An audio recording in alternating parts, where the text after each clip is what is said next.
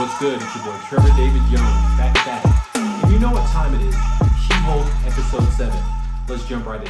The positives. So before we get too deep into it, I will say this is the only episode of the series that I could say is actually good, somewhat good. Maybe up there with episode 1 because I had the Hulk in it, they were fighting. But this episode wasn't that bad. So moving on with the positives. The payoff for the retreat. That was cool.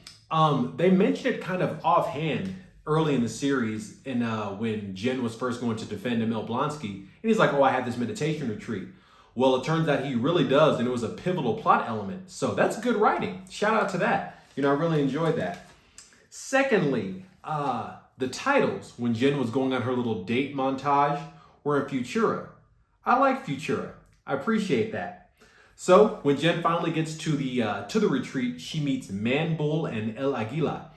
And those are actual Marvel characters. Kind of like minor-ish, but they're real. So shout out to Marvel for throwing in some elements from the comics. We love to see that. An actual good element was the camera work when Jen and Emil were walking through the garden by the spire. It looked kind of like a drone shot, but I think it was on a crane. That was really good. That was like, I can't even cap on that. That was legit camera work. So it's good to see some solid film, some solid cinematography elements in the show. It shows that they're putting in effort, some thought. So as they go into the circle of advice, basically with Jen and all the other, proto superhumans, the one guy's like, you need to delete that dude's number. I'm gonna throw a little addendum, a little Trevor David Jones salt in the recipe. You need to block and delete him. Okay? Block and delete. If someone out here tries to do something, tries to play you in something, man, block and delete. Moving on. So one of the most interesting parts about the show, it's hard to say if it's good or not, but it's definitely a solid, it's a present element, is the characters are just different from the comics. And Marvel is willing to take that risk. And they've done it with other characters. The Skrulls are a big one, for example. They're just like flat out good guys, which is not the case in the comics. Jen and also Emil Blonsky, Abomination, they're just not the same characters as they are in the comic. Jen, maybe not for the better, so you can take that as you will. But Abomination, he's just a different character. I kept thinking he was going to pull an okie doke, switch up. He's just a good guy now. He had some sort of, revelation. He said he never wanted to be Abomination in the first place. They pumped him full of those drugs.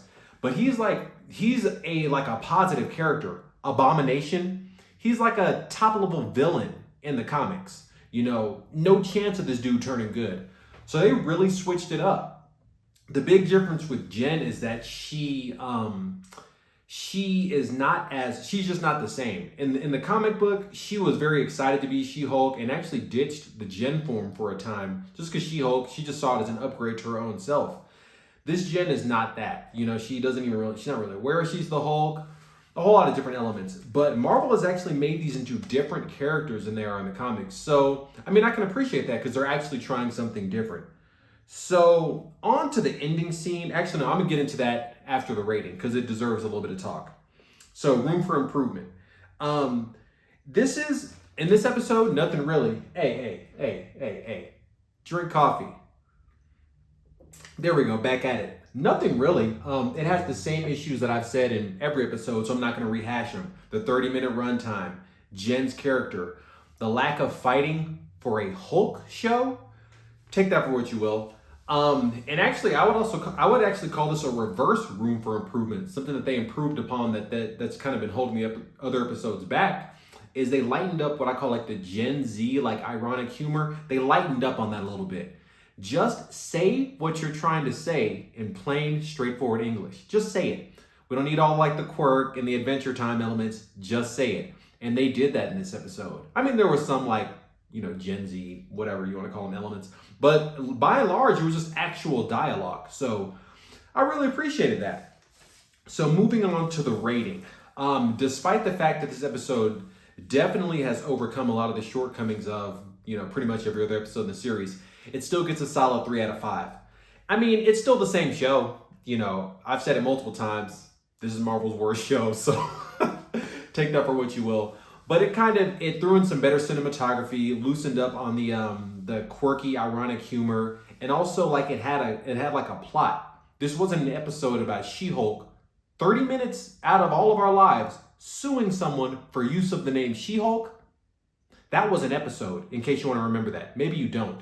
This was real, Say what you will about her internal conflicts, which are kind of out there. But she went to the retreat, addressed them. There was like an actual plot to this episode. So it was cool. It was cool. But it still gets a 3 out of 5 because it has pretty much every hang up that this whole series has had. So some additional comments. I'm going to throw these in there. I've whipped out the additional comments pretty much just for the series. So here we go. That last scene. It was a little interesting. It was a little odd. And also it was very ambiguous. So the guy, played her and, I guess got Jen's blood. But in my mind, I'm like, I feel like he didn't, because the scene didn't show any syringes. It didn't show the event happening. None of that. So I'm not sure what's going on with that. Also, Hulk form or not, it is nigh near impossible to get your hands on the Hulk's blood. Like if he were to stab her while, even when she was asleep, trust me, that Hulk form kicks in and it would defend her. So the fact that they didn't show the actual blood collection, and also just from knowledge of comics, it's not, you can't pull up on the Hulk and against a Hulk's will, or really maybe even in that case, get a hold of their blood. That's not a real thing. So I don't know. That last scene is very ambiguous, very scary if they did get the blood, but we'll see. It opens up some plot elements. The second thing, is this the end of the show? Who knows? Because I read somewhere that the season is 7 episodes, and this was the 7th episode, but it didn't necessarily close anything up. They could end it on this episode, actually. It's a season. It's a fairly valid season 2 cliffhanger. There was no post credits, but it seems like it needs a few more episodes. And in addition to that, in the trailer for the show, they showed Daredevil in the yellow suit showing up at some point, and they even teased it in the show itself with the suit maker and the yellow Daredevil helmet. So that moment hasn't happened yet. I would say there's some more episodes. I read somewhere it's just 7, but this can't be the end. So, that being said, I'll be here next week reviewing if and when there is an 8th, and it actually needs a few more episodes. So we'll see what's up with that. And that's pretty much it. That's it. I've been streaming on Twitch. Chrono Trigger.